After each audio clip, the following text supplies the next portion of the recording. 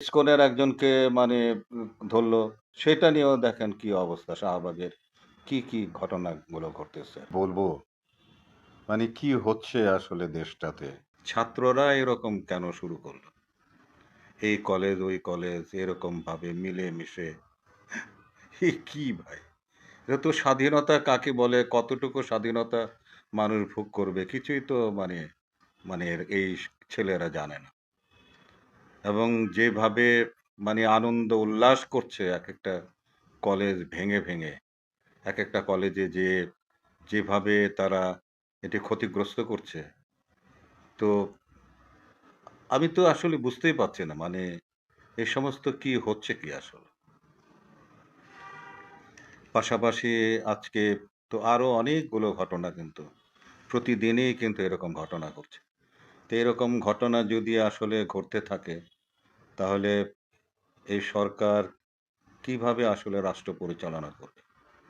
তবে আমার যেটা মনে হচ্ছে আরকি সেটি হলো গিয়ে যে আমাদের যে স্বরাষ্ট্র উপদেষ্টা যিনি আছেন, উনাকে দিয়ে আসলে এরকম মানে পোতাইনা মানুষকে দিয়ে আসলে এই স্বরাষ্ট্র মন্ত্রণালয় আসলে চালানোটা ঠিক হচ্ছে না।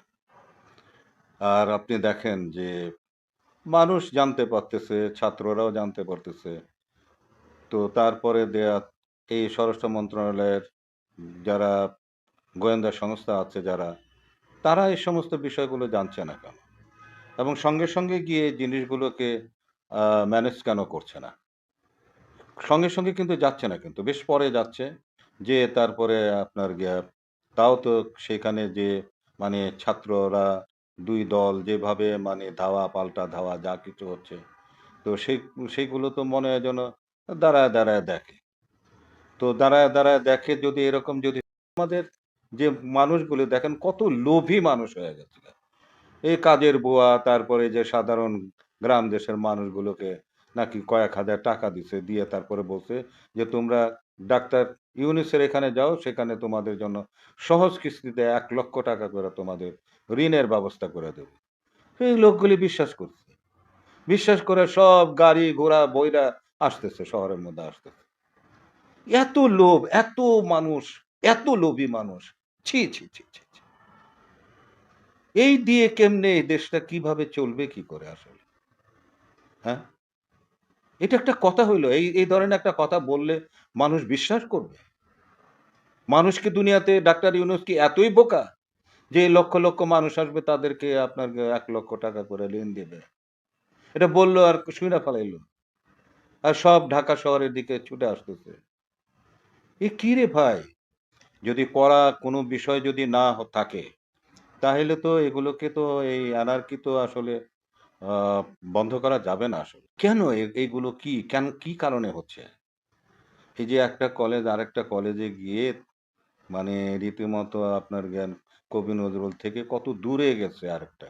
যাত্রাবাড়ি পার হয়ে সেইখানে এক কলেজে সেখানে গেছে মারামারি।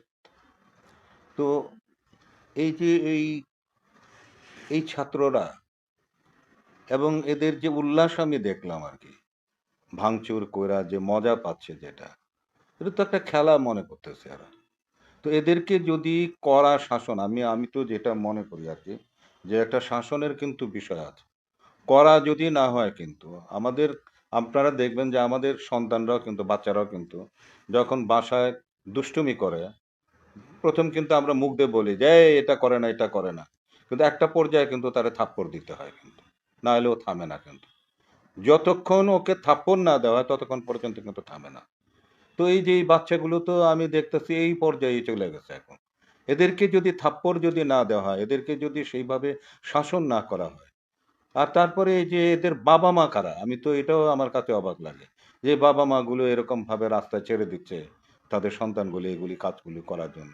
না ডেমরা বাপ-মা এলাকা ঠিক আছে আহত হয়েছেন অন্তত এদেরকে ঠিক ২৫ জন। করার জন্য, সুপার সানডে ও না মেগা মানডে নামের তাদের কর্মসূচি সন্তানদের ঘোষণা প্রতি দিয়ে কোনো খোঁজখবর পাল্টাপাল্টি আছে, না কলেজগুলোতে তাদের হামলা চালায় সন্তানকে দুই কোনো পক্ষ। বোঝানো প্রশ্ন হচ্ছে। উঠেছে, আগে কিছুই থেকে তো বোঝানো জানলেও হচ্ছে। কেন তো কি এই হবে সংঘর্ষ রাষ্ট্রটা আসলে? থামাতে পারল না আইন শৃঙ্খলা এই বাহিনী। ডেমরা এলাকা স্বাধীনতা কি আহত হবে হয়েছেন আসলে?